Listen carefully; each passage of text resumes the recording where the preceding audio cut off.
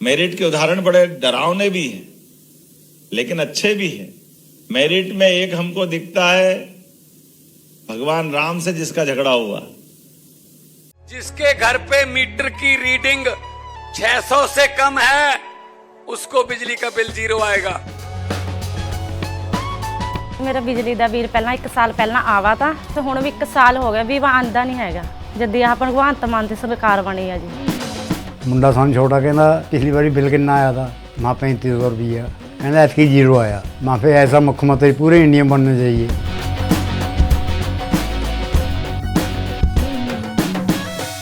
वो मेरिट में तो बहुत मजबूत था, क्या कमी थी उसमें? मानव सुख में ऐसा माना जाता है कि 10 सुख जीवन में जिसको मिल जाए उसका जीवन सफल। और 10 सुख में क्या क्या आते हैं?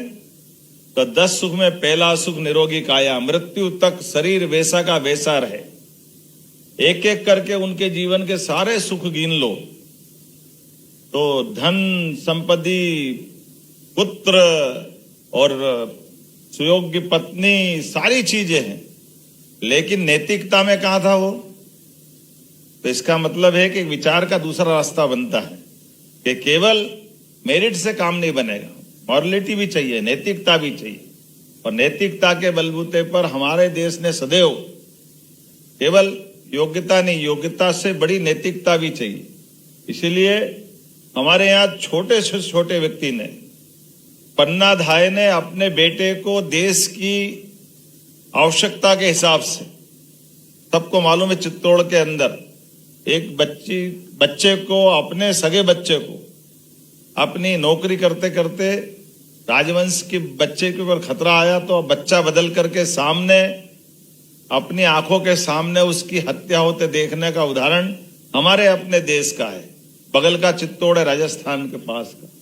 और ये एक नहीं, ऐसे कई उदाहरण भरे पड़े जहां हमने अपने देश काल परिस्थिति के हिसाब से, यहाँ के संस्कारों के बलबूते पर हमारे सामने कहने के लिए भगवान श्री कृष्ण का उदाहरण, अगर भगवान शब्द हटाएं, क्योंकि भगवान शब्द कहते हमको लगता है भगवान ही कर सकते, लेकिन मानव जीवन के नाते से देखें तो कंस के अत्याचार के बाद, कंस को मारने के बाद दुनिया का पहला उदाहरण बना है कि जब उन्होंने अपने लिए सत्ता हासिल नहीं की, कुर्सी हासिल नहीं की, लेकिन सत्ता पे उग्रसेन महाराज को बिठा करके गणतंत्र की स्थापना की।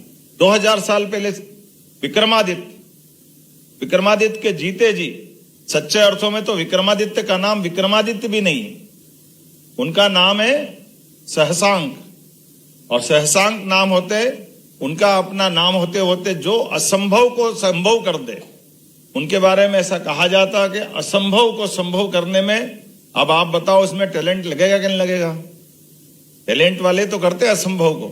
97%, 99%, क्या क्या उदाहरण है। ये आपके जो उदाहरण है, तो जिसने विक्रम मतलब सुक्रम, तो कोई भी सुक्रम 1 2 3 4 गिनती तो कोई भी कर सकता है, लेकिन विरुद्धार्थी क्रम को सुक्रम में बदल दे, असंभव को संभव कर दे, उसका नाम विक्रम। और आदित्य वैसा आदित्य के समान है, इसलिए उनको उपाधि मिली विक्रमादित्य। तो उनका मूल नाम भूल के लोग जीवन भर उनको विक्रमादित्य कहते रहे।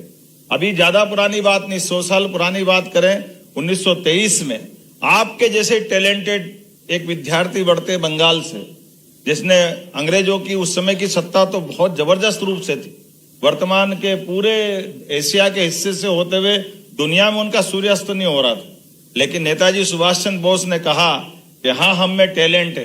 क्योंकि ये हमको गाली बकते थे कि हिंदुस्तान वालों में दिमाग नहीं है, हिंदुस्तान वालों में समझ नहीं है, केवल अंग्रेज ही शासन कर सकते हैं, अंग्रेज की सत्ता से ही भारत का भला होगा। ऐसे में आईसीएस की एग्जाम होती थी उस समय, तो आईसीएस की एग्जाम में नेताजी सुभाष चंद्र बोस स्वयं शामिल हुए। शामिल होने के बाद उसमें प्रावीण्य सूची में आए, और प्रावीण्य सूची में आने के बाद उन्होंने नौकरी नहीं की, अपने प्रमाण पत्र को फाड़ के फेंक दिया। यह अंग्रेजों के मुंह पे जूता मारा उन्होंने कि यह हमारा टैलेंट है, लेकिन हम अपनी प्रतिभा के बलबूते पर,